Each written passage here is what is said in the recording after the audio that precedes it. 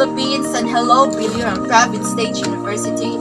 As you can see, I'm wearing a Filipiniana costume because today I'm going to describe about natives' antiquity customs and the government during their period of their paganism and after their conquest of the Spaniards and other nations.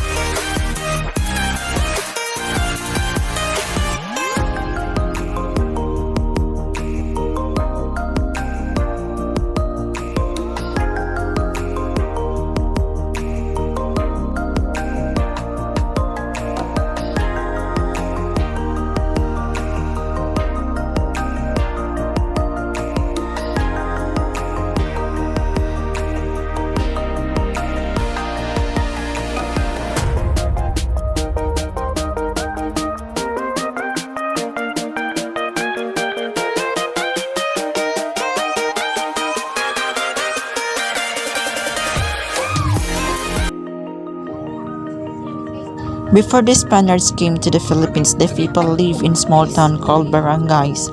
The leader of barangay was called a dato. Many barangays would cluster together for safety and protection. This way of life could have a great effect on the language at this time.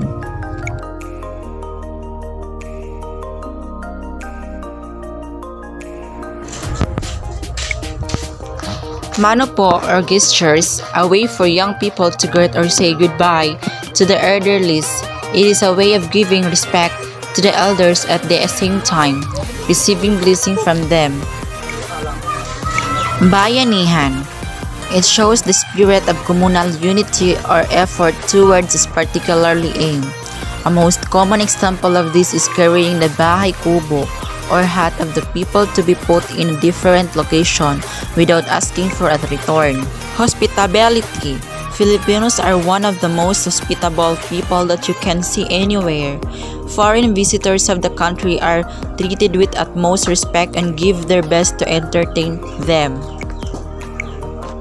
Religion. Philippines was colonized by Spanish for 333 years.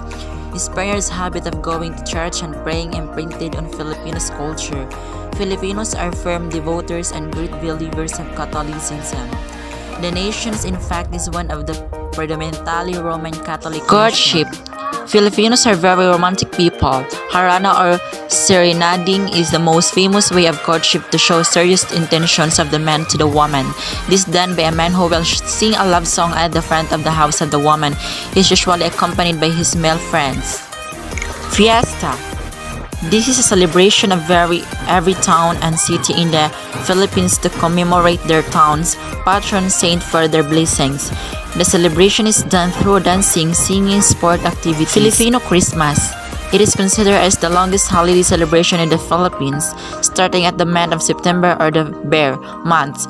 People are already feeling the Christmas vibes. At night, there are children caroling at houses. Spain reigned over the Philippines for 333 years, from 1565 to 1898. Since Spain was far from the country, the Spanish king ruled the island through the viceroy of Mexico, which was then another Spanish colony. When Mexico regained its freedom in 1821, the Spanish king ruled over the Philippines through a governor-general, a special government body that oversaw matters pertaining to the colonies, assisted the king in the respect. This body became known by many names: Council of Indies 1565 to 1837, Overseas Council 1837 to 1863, and Ministry of the Colonies 1863 to 1898. It is implemented that decrees and legal codes Spain promulgated, although many of its provisions could not apply the condition in the colonies. It is also exercised legislative and judicial powers. The Spaniards created local government units to facilitate the country's administrations. There were two types of local government units, the Alcalde and the Corregimiento. The Alcalde, led by the alcalde mayor, governed the provinces that had been fully subjugated. The Corregimiento, headed by Corregidor, governed the provinces that were not yet entirely under Spanish control.